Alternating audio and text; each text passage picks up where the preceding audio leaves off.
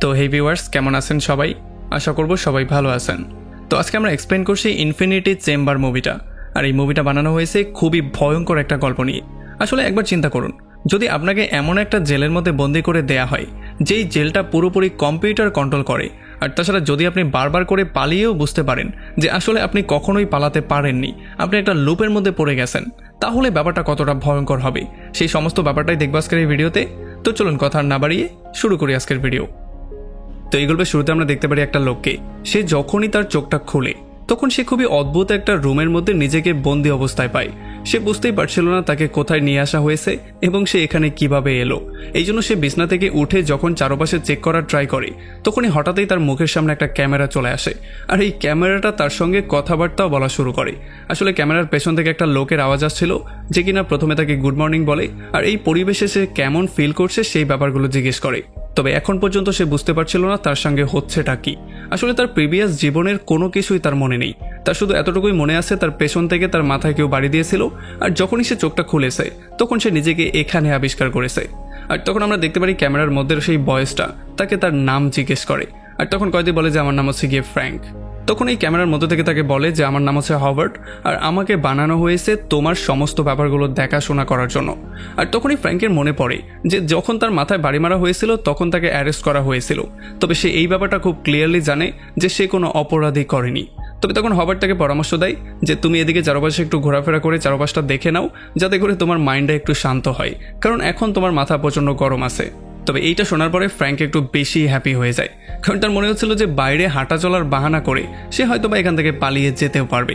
তবে আসলে তাকে বাইরে পাঠানোর জায়গায় উল্টো তার দিকে একটা ট্রেডমিল ঠেলে দেওয়া হয়, যেইটার উপরে তাকে হাঁটতে বলা হয়। এটার জন্য ফ্র্যাঙ্কের মাথা প্রচণ্ড গরম হয়ে যায়। আর তখন ফ্র্যাঙ্ক তার জীবনের আরও কিছু স্মৃতি মনে করতে পারে। আমরা দেখতে পারি ফ্র্যাঙ্ক তার রুমের মধ্যে যখন ছিল তখন সে গোসল করে ফ্রেশ হয়ে তার কুকুরকে এসে খাবার দেয়। আর তখনই টিভিতে ফ্রেচার নামের একটা আন্দোলনকারী নেতার খবর চলে আসে, যে কিনা কোথায় যেন গায়েব হয়ে গিয়েছিল। এই জন্য পুলিশ আর এই প্রোটেস্টকারীদের মধ্যে একটা ভয়ঙ্কর মারামারি শুরু হয়ে গিয়েছিল। তারপরে প্রেজেন্ট টাইমে ফ্র্যাঙ্ক এই জেলখানার মধ্যে আবারও সেই ক্যামেরার সঙ্গে কথাবার্তা শুরু করে আর তার কাছে খাবার চায়। আর খাবার চাওয়ার পরে সে ক্যামেরাকে বলে যে আমার কুকুরটা কিন্তু এখনও আমার ঘরে আছে, কেউ কি আমার কুকুরটার খেয়াল রাখছে, কারণ বেশি দিন না খেয়ে কিন্তু সে বাঁচতে পারবে না। তবে এখানে হবার্ট তাকে ক্লিয়ার করে এটা বলে দেয় যে এই ব্যাপারে আমি তোমার কোনো সাহায্য করতে পারবো না। এখন এতে করে ফ্র্যাঙ্কের মাথা প্রচণ্ড গরম হয়ে যায়। এই জন্য সে ক্যামেরার মধ্যে জোরে একটা পাঞ্চ করে দেয়। এই জন্য হবার্ট এই ক্যামেরাটাকে সেখান থেকে সরিয়ে ফেলে আর ফ্র্যাঙ্কের পুরো রুমটা পুরো অন্ধকার হয়ে যায়। আর একটু পরে যখন আবার ফ্র্যাঙ্কের রুমের মধ্যে আলো ফিরে আসে তখন হবার্ট দেখতে পারে যে ফ্লোরের কিছু জায়গাতে পানি পড়ে আছে। আর যখন সেই সম্পর্কে ফ্র্যাঙ্ককে জিজ্ঞেস করে তখন ফ্র্যাঙ্ক বলে যে প্রস্রাব করার মতো কোনো জায়গা আমার হাতে ছিল না, এই জন্য বাধ্য হয়ে আমি এখানে কাজটা সেরে দিয়েছি। তবে তখন হবার্ট এখানের বাথরুমের দরজাটা খুলে দেয় আর সে বলে যে পরবর্তী টাইম থেকে তুমি এখানে চাইলে যেতে পারো। তবে এরপরে যখনই ফ্র্যাঙ্ক বাথরুমের মধ্যে যায় তখন 1 সেকেন্ডের মধ্যে দরজাটা বন্ধ হয়ে যায়। আর বাথরুমের মধ্যে থেকেই ফ্র্যাঙ্ক এটা বুঝতে পারে যে হবার্ট তার রুমটাকে পরিষ্কার করছে। আর তখন ফ্র্যাঙ্কের মনে পড়ে তার জীবনের অন্য কিছু স্মৃতি। আমরা দেখতে পারি এইবার ফ্র্যাঙ্ক একটা কফি শপে ছিল আর এখানে সে কাউকে খুঁজছিল। আর চারপাশে অনেকক্ষণ খোঁজাখুঁজি করার পরে যখন সে তাকে পায় না তখন সে এখানে একটা কফি অর্ডার করে। আর এদিকে জেলের মধ্যে যখন ফ্র্যাঙ্ক বাথরুম থেকে মধ্যে আসে তখন তাকে আবারও খাবার দাবার দেওয়া হয়। আর এই খাবার দাবার খাওয়ার সময় সে বারবার করে ক্যামেরার সঙ্গে কথা বলার ট্রাই করে। সে বারবার করে তার নাম নিচ্ছিল আর সে বারবার করে হবার্ট হবার্ট বলছিল। এই জন্য ক্যামেরাও বারবার করে তার নাম নিচ্ছিল আর তাকে ফ্র্যাঙ্ক ফ্র্যাঙ্ক বলে উত্তর দিচ্ছিল। এইটা শোনার পরে ফাইনালি ফ্র্যাঙ্ক বুঝতে পারে যে এতক্ষণ ধরে সে কোনো মানুষের সঙ্গে কথা বলছিল না, সে কথা বলছিল একটা কম্পিউটারের সঙ্গে। আর এই জন্য তার মাথা এতটাই গরম হয়ে যায় যে সে চারপাশের দেয়ালগুলো পেটানো শুরু করে। সে কি করবে বুঝতেই পারছিল না, সে চাইছিল এটা ভেঙে কোনো রকমে বেরিয়ে পালিয়ে যেতে। আর এখানে ফ্র্যাঙ্ক তাকে ক্লিয়ার করে বলে দেয় যে আমি কোনো কম্পিউটারের সঙ্গে কথাবার্তা বলতে চাই না, আমি একটা আসল মানুষের সঙ্গে কথা বলতে চাই। তবে যখন এটার কোনো উত্তর হবার্ট দিচ্ছিল না তখন সে তাকে একটু চেতানোর জন্য বলে যে আমি সমস্ত কম্পিউটার সিস্টেমটাকেই হেট করি, কারণ মানুষের কাজের মধ্যে সবসময় কম্পিউটারকে আনাটা ঠিক না। আর এরপরে ফ্র্যাঙ্ক চলে আসে আবারও তার পুরনো কিছু স্মৃতির মধ্যে। আমরা দেখতে পারি সে আবারও সেই কফি শপে চলে আসে যেখানে সেই মেয়েটার থেকে সে কফি নিয়েছিল। এখানে সে দেয়ালে লাগানো একটা লেজার দেখতে পারে আর তার পাশেই কিছু পিকচার সে দেখতে পারে। আর এগুলো দেখার পরে মেয়েটা তাকে বলে যে এই পিকচারগুলো আমি নিজে ক্লিক করেছি। আর ফ্র্যাঙ্কেরও তার কাজটা অনেক পছন্দ হয়, এই জন্য সে তার প্রশংসা করে তার সঙ্গে কথাবার্তা বলা শুরু করে। আর খুব শীঘ্রই তাদের মধ্যে খুবই ভালো একটা কনভারসেশনও হয়ে যায়। আর এই জন্য এই মেয়েটা খুবই মায়া নিয়ে তার হাতটা ধরে ফাইনালি তার আসল নামটা তাকে বলে। আসলে তার আসল নামটা ছিল গ্যাবি। এরপর এই মেয়েটা তার সঙ্গে একটু ফ্লার্ট করার ট্রাই করে আর একটা মুচকি হাসি দিয়ে সেখান থেকে বেরিয়ে চলে যায়।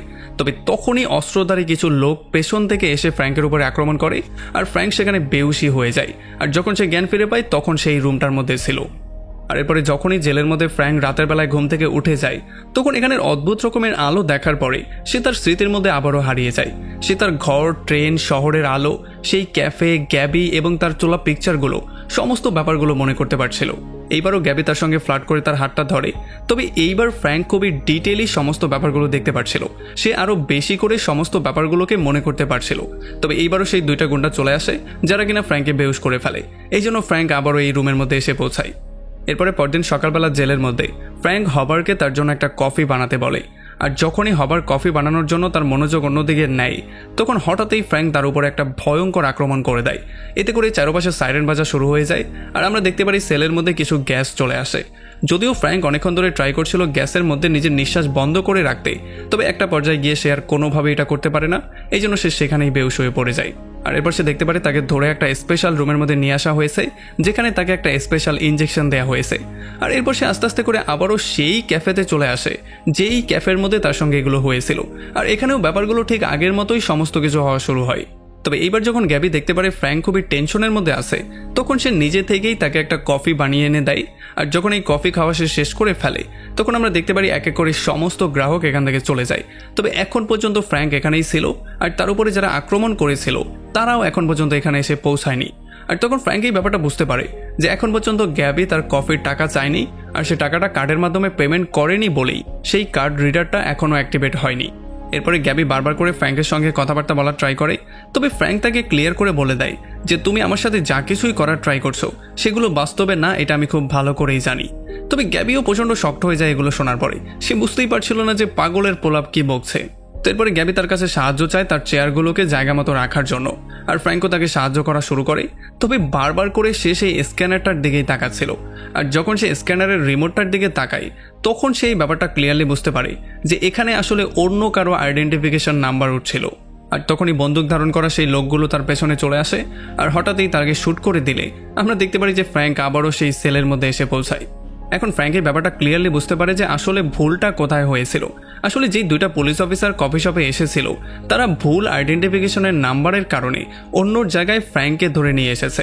তবে এখানে হবার তাকে ক্লিয়ার করে বলে দেয় যে এই আইডেন্টিফিকেশন চেকার কোনোভাবেই ভুল করে না। তবে ফ্র্যাঙ্ক তাকে ক্লিয়ার করে বলে দেয় যে আসলে সিস্টেমের একটা গ্লিচের জন্য অন্য কারো আইডেন্টিফিকেশনের নাম্বারের সাথে আমার নাম চলে এসেছে, এই জন্যই এই কাজটা হয়ে গেছে। আর এরপর সে তার স্মৃতির মাধ্যমে ব্যাপারগুলো মনে করে হার্বার্টকে সেই আইডেন্টিফিকেশন নাম্বারটা বলার ট্রাই করছিল। তবে সে পুরোটা বলতে পারছিল না। তাই এগুলো মনে করার জন্য এখন আবার ফ্র্যাঙ্ককে তার স্মৃতির মধ্যে ব্যাক করতে হবে। এই জন্য সে একটা চেয়ার এনে সেই লাইটের সামনে বসে আর যখন সে খুবই মন দিয়ে লাইটটার দিকে তাকায় তখন সে আবারও তার স্মৃতির মধ্যে ব্যাক করে। এইবার তার চোখটা খুলে তার ঘরের মধ্যে। আর এবার আমরা দেখতে পারি ফ্র্যাঙ্ক সমস্ত ব্যাপারগুলো খুবই নিখুঁতভাবে দেখতে পাচ্ছিল। আর এরপরে রাতের বেলায় যখন সে তার শহরের মধ্যে হাঁটছিল তখন হঠাৎই পাশে একটা বিশাল বড় ব্লাস্ট হয়ে যায়। যেই ব্লাস্টের জন্য ফ্র্যাঙ্কও পুড়ে ছারখার হয়ে যায়, যেই জন্য সে আবারও তার সেই সেলের মধ্যে ব্যাক করে। এখানে সে দেখতে পারে লাইটগুলো শুধু ব্লিঙ্ক করছিল আর অদ্ভুত রকমের আওয়াজ করছিল। আর যখন সে হাবারের সঙ্গে কথাবার্তা বলার ট্রাই করে তখন সেও কোনো উত্তর দিচ্ছিল না। এই জন্য সে বুঝতেই পারছিল না সে এখন কি করবে। সে যখন চারপাশে ভালো করে চেক করে তখন সে দেখতে পারে যে আশেপাশে তাকে হেল্প করার মতো তেমন কিছুই নেই। আর সে শুনতে পারে সেই ব্লাস্টের শব্দটা এই পর্যন্ত চলে এসেছে। এই জন্য সে ভয় পেয়ে চারপাশে চিৎকার করে করে সাহায্য চাওয়া শুরু করে, কিন্তু আফসোসের ব্যাপার হচ্ছে তাকে কেউ সাহায্য করতে আসে না। এই জন্য সে প্রচণ্ড ভয় পেয়ে ঘুমাতে চলে যায়। আর একটু পরে যখন তার ঘুম ভাঙে তখন সে দেখতে পারে চারপাশের অবস্থা এমনই ছিল, এখন পর্যন্ত লাইটগুলো বন্ধ ছিল। তবে তখন সে উপর থেকে কিছু পানির ফোঁটা পড়তে দেখতে পারে। এই জন্য সে একটা গ্লাসের মধ্যে সেই পানিগুলো জমা করার ট্রাই করে। তবে তখনই ভেন্টিলেশন মেশিনের মধ্য থেকে সে কিছু আওয়াজ শুনতে পারে। আর যখন সে জালির মাধ্যমে ভেন্টিলেশনের ওই পারে তাকায় তখন সে এখানে একটা মানুষকে দেখতে পারে। সে তাকে জিজ্ঞেস করে যে তুমিও কি আমার মতো কয়েদি? আমরা দেখতে পারি সেই লোকটা সেই জালিটা ভেঙে ফেলে আর সে তাকে ক্লিয়ার করে বলে দেয় যে আমাদেরকে যেই কোম্পানিটা এখানে বন্দি করেছিল তারা আসলে হেরে গেছে। এখানের ওয়ার্ডেন নিজের জান নিয়ে পালিয়ে গেছে। আর তাছাড়া এখানের যে ইলেকট্রিক সিস্টেম ছিল সেইটাও পুরোপুরি মুখ থুবড়ে পড়েছে। এই লোকটা তাকে এই ব্যাপারগুলো ক্লিয়ার করে বলে যে কিভাবে এই কোম্পানি সেই লাইটগুলোর দিকে তাকানোর মাধ্যমে মানুষের মাথা থেকে তাদের মেমোরি চুরি করছিল। আসলে তারা গোপন ওয়ের মাধ্যমে মানুষের স্মৃতির মধ্যে গিয়ে খুবই ইম্পর্টেন্ট জিনিসগুলো চুরি করে নিয়ে আসতো। তবে এই কথাবার্তাগুলো যখনই তারা বলছিল তখনই হঠাৎ করে আমরা দেখতে পারি সেই দ্বিতীয় লোকটার রুমের মধ্যে গ্যাস চলা শুরু হয়ে যায়। আর যতক্ষণে ফ্র্যাঙ্ক কিছু বুঝতে যেত তার আগেই গ্যাসে তার রুমটা পুরোপুরি ভরে যায়। ফ্র্যাঙ্ক চাইলেও তার কোনো সাহায্য করতে পারে না, আর খুব শীঘ্রই সেই লোকটা সেখানে বেহুশ হয়ে পড়ে যায়। আর আমরা দেখতে পারি যে ফ্র্যাঙ্কও সেখানে বেহুশ হয়ে যায়। তবে যখনই সে চোখটা খোলে তখন সে দেখতে পারে আগের জায়গায় সে চলে এসেছে, মানে এখানে চারপাশের লাইটগুলো পুরোপুরি আগের মতো হয়ে গেছে, আর এই রুমটাও আগের মতো ছিল। আর খুব শীঘ্রই সে আবারও তার সেই স্মৃতিতে ব্যাক করে যেখানে ক্যাফের মধ্যে সে গ্যাবির সাথে ছিল।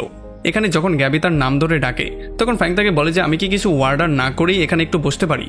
তখন গ্যাবি তাকে পারমিশন দিয়ে দেয় আর সে অন্য কাস্টমারদের হ্যান্ডেল করা শুরু করে।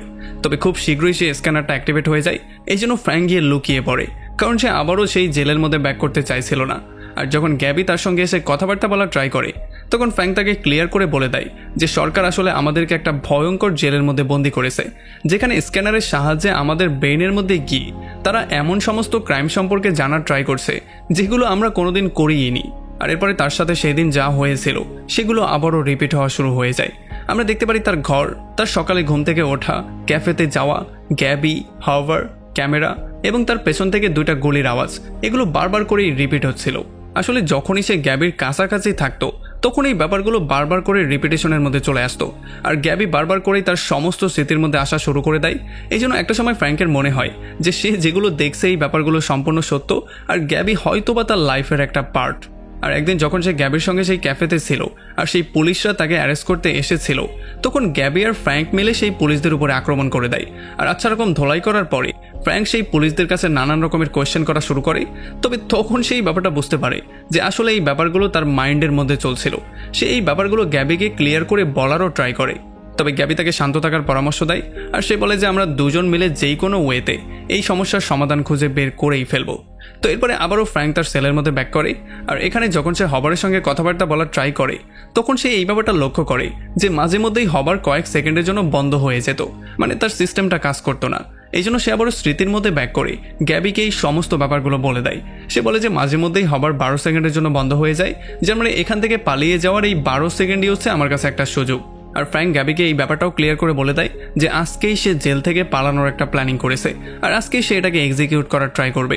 যার মানে গ্যাবির থেকে দূরে চলে যাওয়ার সময় চলে এসেছে, কারণ এই জেল থেকে পালিয়ে যাওয়ার পরে সে আর কখনোই হয়তোবা গ্যাবির সঙ্গে মিট করতে পারবে না। যদিও গ্যাবি ছিল ফ্র্যাঙ্কের মাইন্ডের মধ্যেই বানানো, তবে তবুও গ্যাবির থেকে দূরে যাওয়ার সময় ফ্র্যাঙ্কের প্রচণ্ড খারাপ লাগে। তবে যাওয়ার আগে সে গ্যাবির কাছে ওয়াদা করে যে আমি আসল জীবনেও তোমাকে যেই কোনো ওয়েতে খুঁজে বের করব, আর তোমার সঙ্গে আমি এই সময়টা স্পেন্ড করব। আর এরপরে ফাইনালি গ্যাবি তার থেকে টাকা নিয়ে তার ওয়ার্ডার অ্যাক্টিভেট করে দেয়, আর তখনই ফ্র্যাঙ্ক গ্যাবিকে একটা কিস করে দেয়। আর একটু পরেই সেই দুইটা পুলিশ এখানে চলে আসে আর তার পেছন দিয়ে দুইটা গুলি করে দেয়, যেই জন্য ফ্র্যাঙ্ক আবারও সেই সেলের মধ্যে ব্যাক করে। এখানে আসার সঙ্গে সঙ্গেই হবার্ট তার সঙ্গে কথাবার্তা শুরু করে, এই জন্য ফ্র্যাঙ্ক তার কাছে এক কাপ কফি চায়। আর এরপর সে বাথরুমের দরজাটা খোলায়, আর বাথরুমের দরজার মাঝখানেই সে দাঁড়িয়ে পড়ে যাতে করে দরজাটা বন্ধ না হয়। আর এরপরে যখন হঠাৎ করেই হবার্ট 12 সেকেন্ডের জন্য বন্ধ হয়ে যায় তখন সে দৌড়ে এসে ক্যামেরাটার মুখে একটা কাপড় পেঁচিয়ে দেয়, আর এরপরে বাথরুম থেকে একটা লোহার পাইপ নিয়ে সে দৌড়ে অন্য একটা জায়গায় গিয়ে লুকিয়ে পড়ে। তবে একটু পরে যখন আবারও হবার্ট চালু হয়ে যায় ততক্ষণে রুমের মধ্যে রুমটা পরিষ্কার করার সেই রোবটটা চলে আসে। ফ্র্যাঙ্ক সেই লোহাটা দিয়ে রোবটটার উপরে আক্রমণ করে দেয় আর সেটাকে ভেঙে চুরমার করে ফেলে। আর এরপর সেখান থেকে পালিয়ে সে কোনো রকমে হলে চলে আসে, আর সেখান থেকে একটা সিঁড়ি বেয়ে এই আন্ডারগ্রাউন্ড জেল থেকে ফাইনালি বাইরে বেরিয়ে আসে। সে দেখতে পারে সে এখন একটা মরুভূমির মাঝখানে আছে, যেটা কিনা চারপাশে পাহাড় দিয়ে ঘেরা ছিল। এই জন্য সে পালিয়ে যাওয়ার জন্য দৌড়ানো শুরু করে, আর দৌড়াতে দৌড়াতে সে একটা গ্যাস স্টেশনে চলে আসে। এখান থেকে সে একটা পানির বোতল নিয়ে খাওয়া শুরু করে। তবে তখনই সে দেখতে পারে সেই পিকচারগুলো যেগুলো সে গ্যাবির ক্যাফেতে দেখতে পেয়েছিল। এই জন্য তার হাত থেকে বোতলটা পড়ে যায়, আর আমরা দেখতে পারি সে আবারও সেই সেলের মধ্যে ব্যাক করে। এখন এখানে ফ্র্যাঙ্ক বুঝতে পারে যে আসলে সে যেই পালিয়ে যাওয়ার প্ল্যানিংটা করেছিল সেটা ছিল তার একটা ভ্রম, আর এটার জন্য তার মাথা প্রচণ্ড গরম হয়ে যায়। সে চিৎকার চেঁচামেচি করা শুরু করে, আর ফাইনালি সে সিদ্ধান্ত নেয় সে এখানে কোনো খাবার দাবার খাবে না, সে ক্ষুধার যন্ত্রণা সহ্য করেই মারা যাবে। আর সে হবার্টকে বলে যে যদি তুমি আমাকে বাইরে বের না করো তাহলে আমি না খেয়েই এখানে মারা যাব। আসলে হবার্টকে সে চ্যালেঞ্জ করার ট্রাই করছিল, কারণ হবার্টকে টাস্ক দেওয়া হয়েছিল তাকে জীবিত রাখার, আর যদি সে না খেয়ে মারা যায় তাহলে সেই টাস্কটা পূরণ করতে পারল না। আর এর একটু পরে আমরা দেখতে পারি ফ্র্যাঙ্কের সেই সমস্ত ব্যাপারগুলো মনে পড়ে যায় যে আসলে তাকে কেন এই জেলের মধ্যে ধরে আনা হয়েছিল। আসলে বাস্তব জীবনে ফ্র্যাঙ্ক ছিল সেই সমস্ত মানুষদের একজন যারা কিনা রোবট এবং মেশিনদের বিরুদ্ধে সবসময় প্রোটেস্ট করত। সে সেই গ্রুপের একজন মেম্বার ছিল, আর এই জন্য সেই মেশিনদের নষ্ট করার জন্য একটা ভাইরাসও বানিয়েছিল যেটার হার্ড ড্রাইভ কিনা তার কাছে ছিল। তবে যখন তাকে অ্যারেস্ট করা হয়েছিল তখন সে ফাইনালি তার মাইন্ডের ডিপ পার্টটাকে ব্লক করতে সক্ষম হয়ে গিয়েছিল। আর এই জন্য কোম্পানি কোনোভাবেই ফ্র্যাঙ্কের মাইন্ডের ভেতরে গিয়ে সেই ভাইরাসটা সম্পর্কে কিছুই জানতে পারছিল না। আর এই জন্য হবার্টকে টাস্ক দেওয়া হয়েছিল যাতে করে সে ফ্র্যাঙ্ককে জীবিত রাখে আর তার ভেতর থেকে জিনিসটা বের করার ট্রাই করে। তবে এখন ফ্র্যাঙ্ককে বাঁচানোর জন্য হবার্টকে তার দরজাটা খুলতেই হবে। তবে আমরা দেখতে পারি হবার্ট এমনটা না করে তাকে সরাসরি না করে দেয়। এই জন্য ফ্র্যাঙ্কের মাথা প্রচণ্ড গরম হয়ে যায়। এই জন্য সে হবার্টকে নানান রকম করে থ্রেট করা শুরু করে। আর এর একটু পরে হবার্ট দরজাটা খুলে দেয়, কারণ ফ্র্যাঙ্কের থ্রেটে সে ভয় পেয়ে গিয়েছে। এই জন্য ফ্র্যাঙ্ক জলদি করে যখন বাইরে আসে তখন সে এখানে একটা রিমোট কন্ট্রোল পেয়ে যায়। সে দেখতে পারে এখানে আসলে কেউই ছিল না এটাকে কন্ট্রোল করার মতো। আর এখানে সে নিজেই এটাকে কন্ট্রোল করে হবার্টকে দরজা খোলার জন্য থ্যাংক ইউ বলে সারা জীবনের জন্য গুড বাই বলে বেরিয়ে চলে আসে। এরপরে যখন সে বাইরে বেরিয়ে আসে তখন সে দেখতে পারে সে পাহাড় দিয়ে ঘেরা এমন একটা জায়গায় আছে যেখানে বরফ পড়ে জমেছিল। আর যখনই সে হাঁটতে হাঁটতে একটু সামনে যায় তখন সে বুঝতে পারে যে এটা হচ্ছে গিয়ে সেই জায়গাটা যেটার পিকচার সে গ্যাবের সেই ক্যাফেতে দেখতে পেয়েছিল। এই জন্য সে প্রচণ্ড হতাশ হয়ে মাটিতে বসে পড়ে, কারণ তার মনে হচ্ছিল যে হয়তোবা এইটাও তার মনের ভ্রম। তবে তখনই এখানে দুইটা আসল মানুষ চলে আসে যারা কিনা ফ্র্যাঙ্ককে দেখার পরে তাকে উদ্ধার করে ফেলে। আর ফাইনালি তাকে বাসায়ও পৌঁছে দেওয়া হয়। আর আমরা দেখতে পারি টিভিতে এই খবরটাও প্রচার হয়ে যায় যে এই জেল থেকে জীবিত বেরিয়ে আসা প্রথম মানুষ ছিল ফ্র্যাঙ্ক। আসলে এই জেলটা মিলিটারিরা 2 বছর আগেই বন্ধ করে দিয়েছিল, তবে সেটার সিস্টেমটা এখনও রয়ে গিয়েছিল যেটা কিনা উইন্ডমিলের এনার্জির মাধ্যমে চলছিল। আর তাছাড়া সেখানে যেই 300 কয়েদি ছিল সেই কয়েদিদের মধ্যে কেউই জীবিত ছিল না, শুধুমাত্র কিভাবে যেন ফ্র্যাঙ্ক বেরিয়ে চলে এসেছে। এখন ফ্র্যাঙ্ক তার আসল জীবনে ব্যাক করে খুবই হ্যাপি ছিল।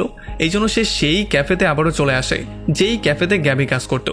আর যখনই গ্যাবি তাকে কফি দেয় তখন সে তাকে থ্যাংক ইউ বলে। তবে তখন এই মেয়েটা বলে যে আমার নাম গ্যাবি না, আমার নাম হচ্ছে গিয়ে মার্লিন। আর এমন একটা ইন্টারেস্টিং পয়েন্টে এই পুরো মুভিটা এখানেই শেষ হয়ে যায়। তো আমাকে কমেন্ট করে জানান কেমন লাগলো ভিডিও। যদি ভালো লাগে তাহলে অবশ্যই একটা লাইক করবেন। ঠিক এমনই একটা লুপের গল্প আমরা অলরেডি এক্সপ্লেন করেছি যেটার নাম হচ্ছে গিয়ে ডেথ গেম। সেটা আপনি এন্ড স্ক্রিনে এখনই দেখতে পাচ্ছেন। সেটার মধ্যেও এমনই একটা গল্প দেখানো হয়েছে যেখানে আমরা দেখতে পারি এমন একটা লোককে যে কিনা বারবার মরে যাওয়ার পরেও আবার জীবিত হয়ে যায়। এখন সেটা কিভাবে হয় আর কেন হয় সেটার জন্য অবশ্যই ভিডিওটা দেখতে হবে। সো এন্ড স্ক্রিনে সেই ভিডিওতে ক্লিক করে অবশ্যই সেটা দেখে ফেলুন। আর আমাদের চ্যানেলে এখনও সাবস্ক্রাইব না করলে প্লিজ করে ফেলুন।